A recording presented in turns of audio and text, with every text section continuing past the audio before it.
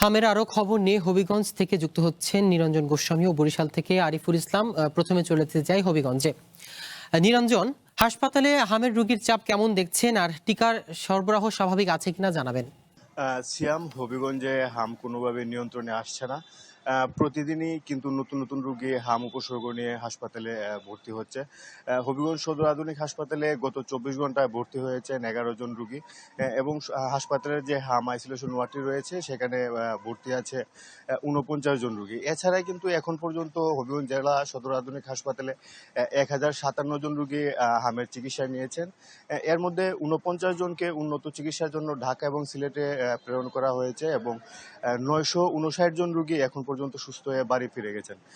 হাসপাতালে আসা রোগীরা যেমনটি বলছেন, হাসপাতাল থেকে তাদের শুধুমাত্র অ্যান্টিবায়োটিক ওষুধ দেওয়া হচ্ছে, এছাড়া কিন্তু আর কোনো ধরনের ওষুধ তারা পাচ্ছেন না, যে কারণে বাইরে থেকে অতিরিক্ত মূল্যে তাদের ওষুধ কিনতে হচ্ছে। এছাড়াও কিন্তু তারা সার্বক্ষণিক কোনো চিকিৎসক পাচ্ছেন না। সকালে একজন চিকিৎসক ওয়ার্ডে রাউন্ড দিচ্ছেন, তারপর কিন্তু আর সারাদিন তারা চিকিৎসকের দেখা পাচ্ছেন না।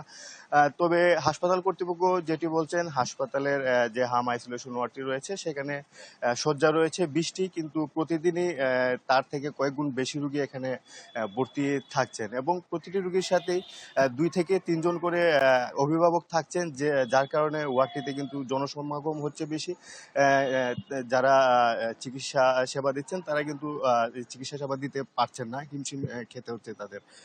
তবে জেলা স্বাস্থ্য বিভাগ যেটি জানিয়েছে, এখন পর্যন্ত জেলায় 13,26,000 শিশুকে টিকার আওতায় আনা হয়েছে এবং তাদের ইউনিয়ন পর্যায়ে যে স্বাস্থ্যকর্মীরা রয়েছেন তারা কিন্তু জনসচেতনতা তৈরির লক্ষ্যে কাজ করে যাচ্ছেন। তারা যেমনটি বলছেন, যদি জনসাধারণের মধ্যে সচেতনতা তৈরি করা যায় তাহলে হাম নিয়ন্ত্রণে আসতে পারে। সিয়াম। নিরঞ্জন, আপনি সাথেই থাকুন। আরিফ, বরিশালে এখন পর্যন্ত হামে আক্রান্ত রোগীর সংখ্যা কত আর সবাই টিকা পাচ্ছে কিনা জানাবেন। সিয়াম, যেমনটি বলছেন যে বরিশালে কিন্তু হামে আক্রান্তের সংখ্যা ধীরে ধীরে বৃদ্ধি পাচ্ছে এবং বিশেষ করে সন্ধ্যার পরপরই কিন্তু হাসপাতালগুলোতে ভর্তির চাপটা বৃদ্ধি পাচ্ছে এমনটি আমি জানতে পেরেছি। এখন পর্যন্ত গোটা বরিশাল প্রায় 200-র মতো শুধু হামে আক্রান্ত রোগী ভর্তি রয়েছে। আর মৃত্যুর সংবাদ যেটি আমরা পেয়েছি বরিশাল স্বাস্থ্য দপ্তর থেকে, সেটি কিন্তু 51 জনের মতো। এখন পর্যন্ত গোটা বরিশালে হামে আক্রান্ত হয়েছে 11,000-এর মতো। একটু দৃশ্যপটটি আপনাকে দেখাই যে বরিশালের হাসপাতালগুলোতে প্রতিদিনই কিন্তু হামের সংখ্যা বৃদ্ধি পাচ্ছে এবং তারা কিন্তু ভর্তির সংখ্যাও বাড়ছে। তবে এক্ষেত্রে চিকিৎসকরা চিকিৎসা দিয়ে যাচ্ছে ঠিকই, তবে যেহেতু শয্যা সংকট রয়েছে তীব্র আকার থেকে, এই কারণে রোগীদের এখানে চিকিৎসা নিতে যেমন সমস্যা হচ্ছে, চিকিৎসকদের চিকিৎসা দিতেও সমস্যা হচ্ছে। তবে স্বাভাবিক প্রক্রিয়ায় যেটি চিকিৎসা সেটি তারা পেয়ে যাচ্ছে।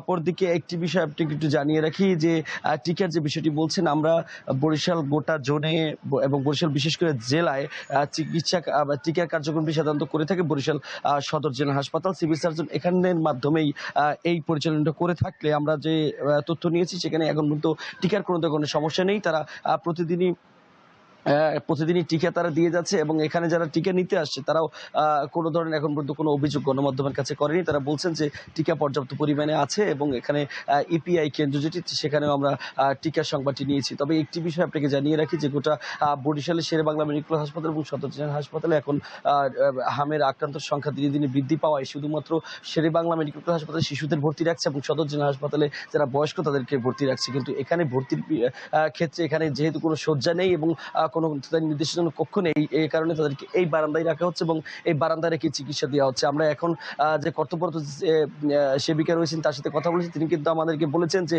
শুধু গতকাল থেকে এখন পর্যন্ত 40 জন ভর্তি রয়েছে। শুধু এই 40 জন কিন্তু এই সদর হাসপাতালের এই বারান্দাতেই রয়েছে। বৃষ্টি এবং রোদের সময় কি হবে তা এখন পর্যন্ত নিশ্চিত না।